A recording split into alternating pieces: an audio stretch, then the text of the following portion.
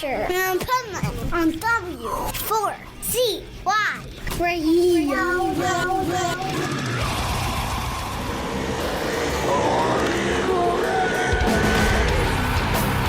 This is Pipeman here on the Adventures Pipeman W4CY Radio, and I'm here with Craig Lo Cicero and Chris Contos Nice. from Forbidden here at Aftershock. Hell yeah. And I don't know if you remember, but we did a remote like in 23 when they first reformed. Oh, okay. Yeah. Did we do a like an online interview thing? Yeah, Oh, yeah. Okay, right on. Yeah. So I first want to talk about your patch of that. Like I noticed on your vest, you Fuck got the cancer. Fuck cancer, man. So that was really cool. We've all been affected by people that we know and love that have had to battle it, and most lose the battle, some win the battle, some live to fight another day. But yeah, this particular patch came from our good friend Scott Chavez, who had a really bad version of spinal cancer down at the bottom, and he managed to get it all out, and he beat it. Wow. Yeah. That's great. It's always good to hear those stories. Like, yeah. There's plenty of not good stories, so I love to hear the good stories. So now that it's been a couple years and you're here at Aftershock, how does it feel doing this again and making new music and playing live all the time? It's really cool for me coming into the band, knowing the band forever, knowing Craig forever, and then getting a shot to be part of that legacy is really special and super cool to be involved in shit like this. Thrash metal will never fucking die. It refuses to die. You can't kick that horse enough. And it's just great to be out playing. The reception it still shocks us a little bit. We're like, whoa, they fucking are into it, right on. And that's really cool. Playing to all the young kids. The amount of women that are in the scene now. We came up in the Sausage Fest days, and now that gate is just smashed down, and it's so cool. I think some of the women are more badass. More badass than the fucking guys. Right. They're way more committed and sometimes just way more intense about it, and that's beautiful to see. That's a whole nother subject, and it's absolutely true. It's definitely the turning of the key, as they say. Right. The flip side of the coin is women have become more dominant in a lot of ways, and men still are fighting for their little dominance like children. I know, right? Like powerful women rule. I love it. We're both with powerful women, so we fucking know. And I have a shirt that my daughter bought me. She said, "You can't scare me. I have 3 daughters." Yeah. No, Chris and I are lifers. We've been with our women for, he's coming up on 40, and Wow. we were teenagers. We were both teenagers. So. I love hearing that because that's also rare in your industry and rare just in general. So, man, testament to you guys. It shouldn't be that big a deal, should it? It shouldn't. It should be easy, right? Testament to our women, yeah. I know, exactly. It should be freaking easy. And you guys are my role models for that because I'm fucking divorced twice. We're I was horrible stupid. role models, bro. Don't do that. So, You didn't talk about anything else we do. That's We're troll models. as you can tell, I am a thrash metal head from way back. This is wow. Is that your high school one? Yeah, it started in 81. Slayer didn't even have a patch yet, so I did Those this. are iron-ons. Yeah, velvet iron-ons. Fuck. Wow. Get that done. The old Exodus logo. Yep, That's yep. great. Peek at the ball. Sure, Nice. Cryptic Slaughter. Very nice. yeah. And you can Excel. tell So you're a crossover guy. Oh, yeah, Look totally. at the Venom patch, dude. This Right? is one of the old photo Venom patches. Right? I It's can wild. tell you right now by experience that Kronos would not be happy that he's being chopped in half. I know. I think it's funny. And look at the what's left of the Metallica patch. Wow, dude. That's the jump in the fire one, right? Yeah. It's so funny because You got a little repeat down there, jump in the fire too. yeah, I right? got it all over. Wow. Nice. But so what happened too is like I grew up in Jersey, and my dad in 1980 moved me to LA, and I went to Slayer's first show. You went from Riot to Slayer. I know, right? Riot was a great band, man. And I went to Metallica's some first of the show. best bad album covers you'll ever see. Oh yeah, they The are worst, badass. Best, worst. Oh, you know what's funny too? Fire Down Under. That I have that one on It's vinyl. an amazing record, dude. Not many people know about that band, and it's a shame. I just watched their set. last night from Hell's Heroes.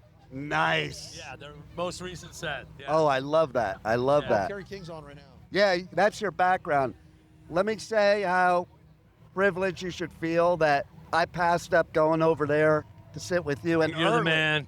Earlier, though, I wasn't so nice because I was heading over to your set, and then I had to sit down with Exodus.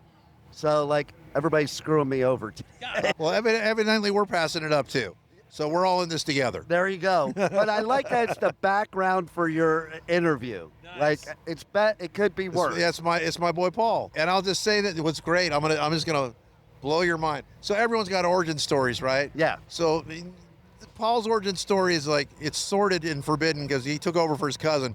But the first time I saw him play drums ever, he was in a cover band playing. I went to a hall in Niles, and he was wearing red spandex with no shirt on, playing Born to Be Wild and singing. Wow. And singing. Really? He's like, heavy metal thunder. Like, not a singer, but I could tell he was a fucking great rock drummer. He wasn't hip to thrash metal at all. He was not hip to thrash metal till the day I played him Slayer, basically. And there you go. But it's all funny. The full circle works, right? And Totally. And it doesn't, and what's so funny about like saying that somebody wasn't into it doesn't fucking matter. Your entry is your entry.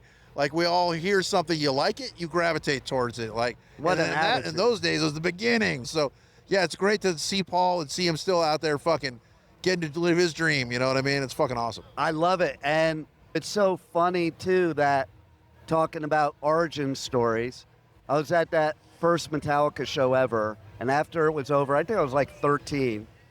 You talking about the first one up in New York or the No, first one in LA? Oh, okay. In LA. Thank you. And Mustaine comes off the stage and starts talking to me, hands me a business card, and it said Metallica Power Metal, Dave Mustaine, because there was no thrash genre yet. Genres, right? Yeah, Right? And then you Bay Area people, you stole Metallica from us, you stole Slayer from us, and then me and my bro had to hitchhike up to the Bay Area to go to shows because we were left with nothing. It's all about Cliff Burton. Right? Right? Fuck you guys. Move from LA, move to the Bay. But it's true, though, because Yeah. I was down in LA in that scene. I'm like, oh, this is badass, until I went to the Bay Area scene. Sure. I'm like, oh, my God. Yeah. Now this is the real fucking There's deal. just something here, something in the water, like a New York bagel, right? Right? It's just, there's a pure proving ground here. If you sucked, you sucked. And you got booed and TP'd and coins thrown at you, and you collected the right data that night, right? And either you go home and you fucking woodshed and come back a badass, or you fucking fade away. And, you know, and we were just talking about this, like, Lesser bands crumble. yeah, the bar is on the ground now. And back then, the bar was way too high to get. So that's why you had so many young bands like Death Angel. Fucking Andy Gallion is 11 years old in Death Angel, right? Wow, back then. I didn't even know that. Yeah, dude, he's Oh my 11. God. Dude, He was 12 when they played the Kabuki. he'd drink a half a tall boy and be smashed like he drank a bottle of Jack. And you had Paul Bailoff, like, Yeah, yeah. inciting us all, you know? And, like, you had the fucking Slay team, right? That would, like, go up on stage and turn your amp off and go, you're done. Right? And what it did was it polished the scene. It put everybody on bolster. Like, we gotta fucking kill it, you know? And that's how you end up with a technical-ass band like Forbidden putting out 2 albums back-to-back in their teens and early 20s. Like, the table was set, and you Yeah. had to meet that. And that's special about the Bay Area, dude. You can watch Murder in the Front Row, and you see all those Jersey Oh, cats. it's like home movies to me. Yeah, it's like a Bible. That documentary rules. I could watch it like every day. Like, it the brings home me movies? back. That Murder in the Front Row. Oh, okay. I was just I talking thought you were talking about about in Brendan the car Small's here. original cartoon, Home Movies. Oh yeah, I interviewed him Brendan's- about that was Brendan's that thing, yeah. too. And then I was totally into Dark Angel, so I saw Gene at Hellfest, interviewed him, and I'm like, hey, you recognize that logo? But I was listening to your new music. I'm like, oh my fucking God.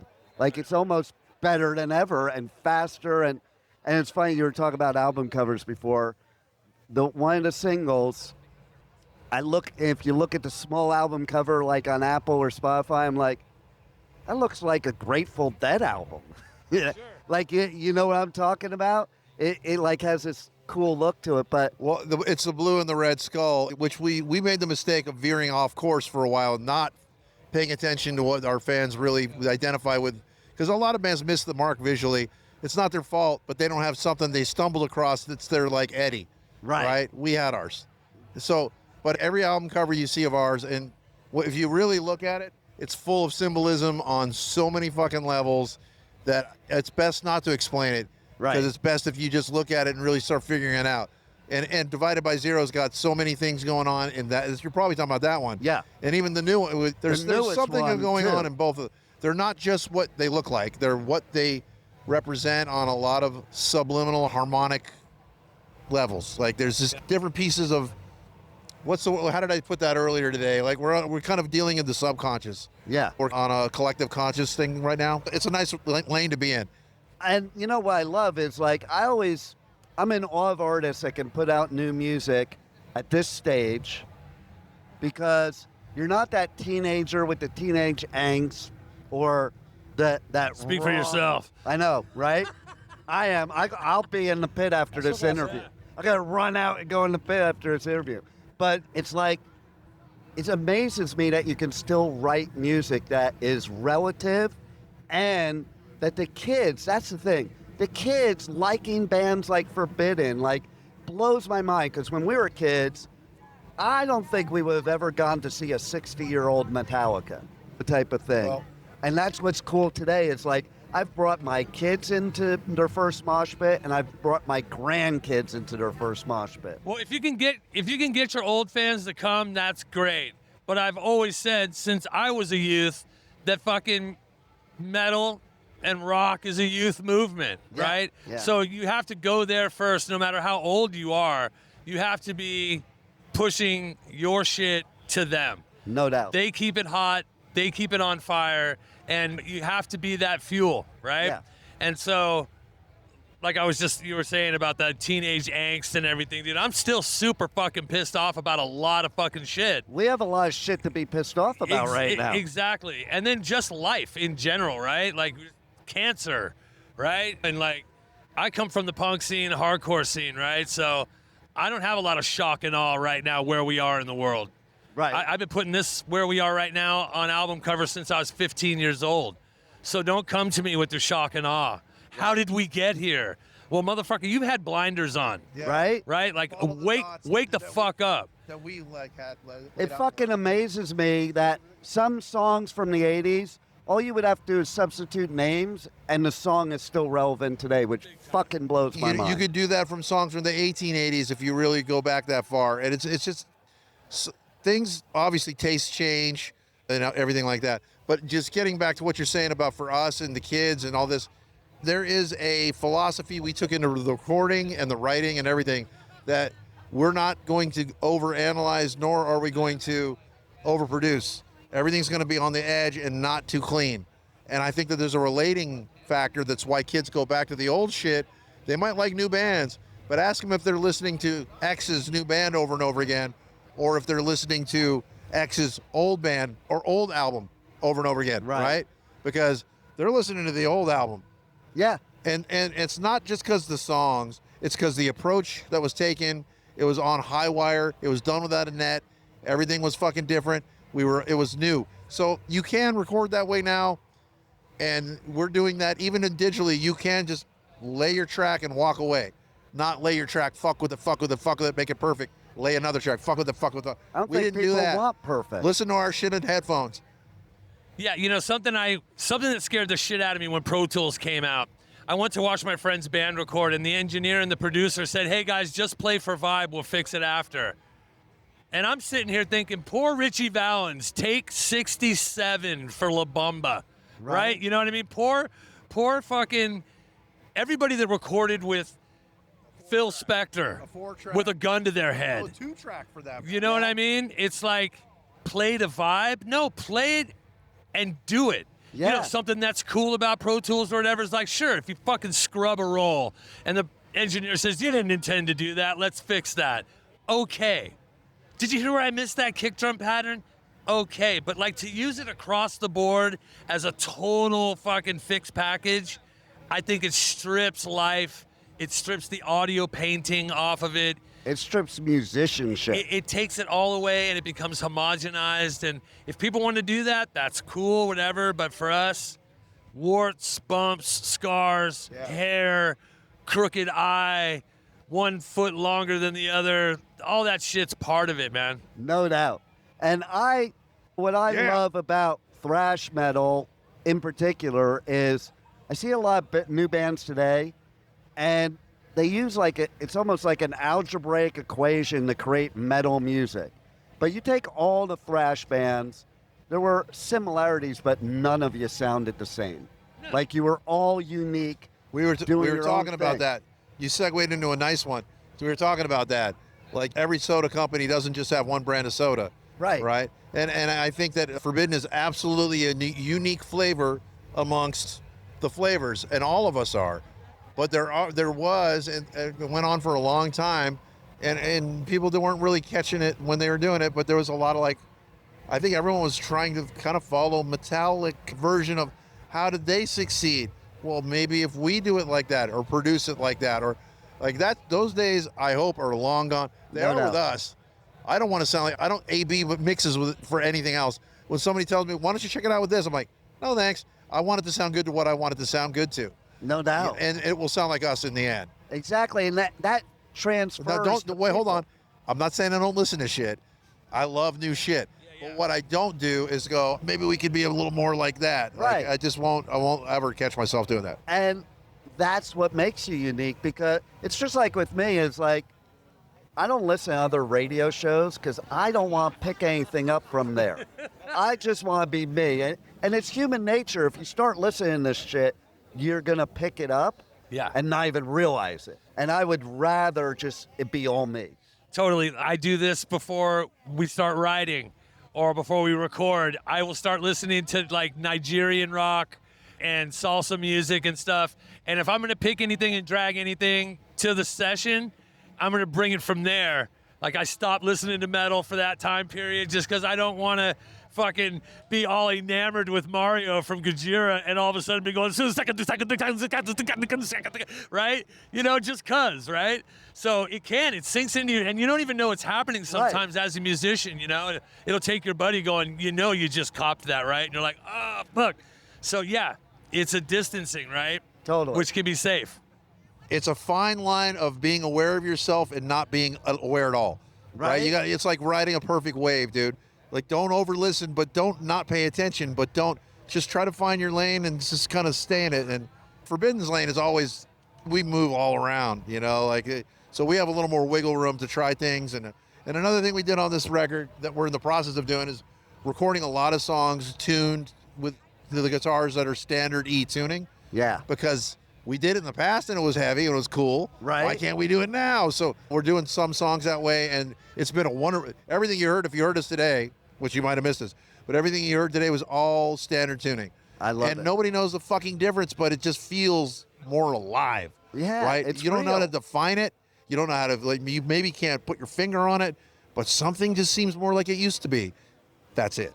I love it. And now you also bummed me out because I live in South Florida now, and we had a hurricane coming. And Wednesday, when I was leaving to come here, I looked out my window. I'm like, fuck, there's waves for the first time this summer, and I got to get on a plane. Oh.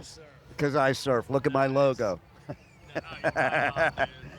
So the pipe man cometh. There it is. There it is. So, man, yeah, your new music is so badass. Are the rest of the songs going to be as good as the ones I've heard so far? They are awful. I know they suck, new song, right? They suck, right? The rest of the songs suck. Yeah, only those. We shot our load. You can't wait to not hear what we're going to do next. Right? And that is a difference, too. Like, I remember back in the day, you listened to a whole album, and pretty much every song was good, if not all of them. Nowadays, because they're so in that track mentality, one song will be good and the rest is just filler a lot of times. We are bred on all killer, no filler. We're kids that grew up on long play FM radio, full sides of records. I can't get out of the fucking car if In the Light is playing by Led Zeppelin. It's against the rules to get out of the car if At Dawn They Sleep by Slayer is playing. I'm still that way, right? So yeah, a long play record, is when someone tells you I listened to your whole album. For me, that's like a spike right in the fucking door. No doubt. Pow. Thank you. That is a huge compliment for me when someone says I can listen to your whole album, right? Because we're in 7 seconds of attention span now, right? Oh, no doubt. And If so, that. if that, right? I think they just I think they just readjusted it, right? So if you can get that now, you're winning on a big level. Well, think of how it was back when. We didn't know what music sounded like. We saw an album. Ooh, that looks cool. For me, I would go to Oz Records, and there was this store clerk there that kept feeding me albums like, check this out. It was Brian Slagle.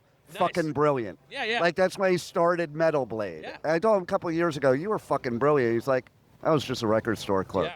But that's which is true. He's being honest when he says that. Yeah. He just likes what he likes, and luckily he likes what he liked, and then we end up liking it too, and so on and so forth.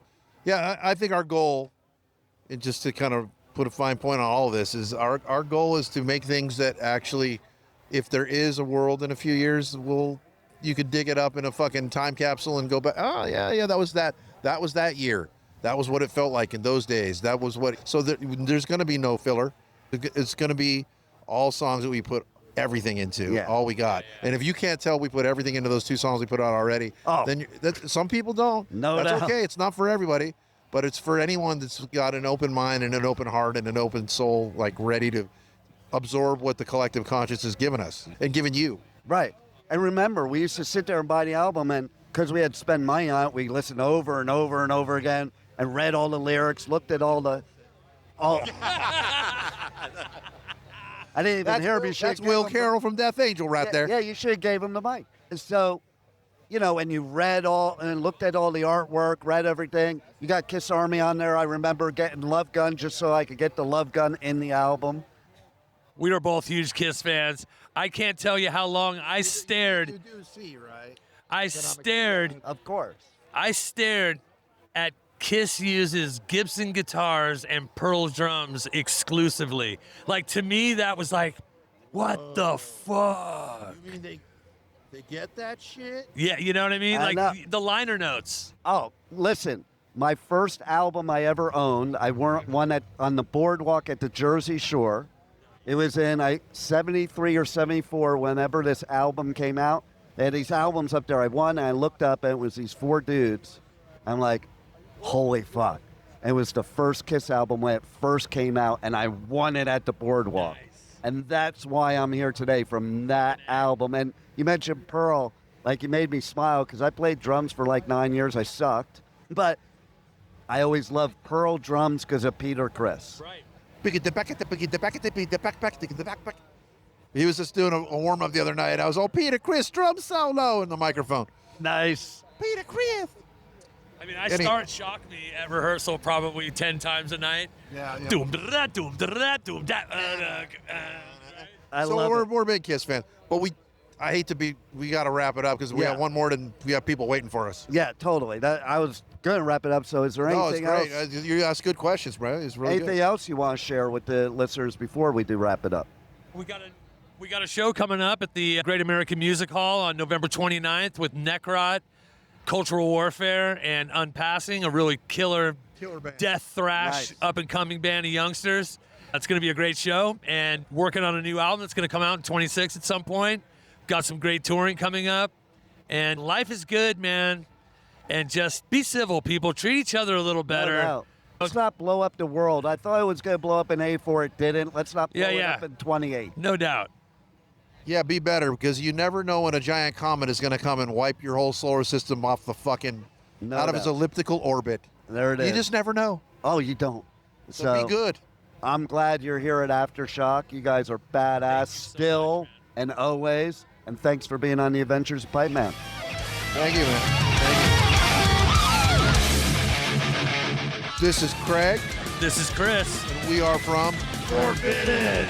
And you're listening to the Pipe Man on W4CY Radio.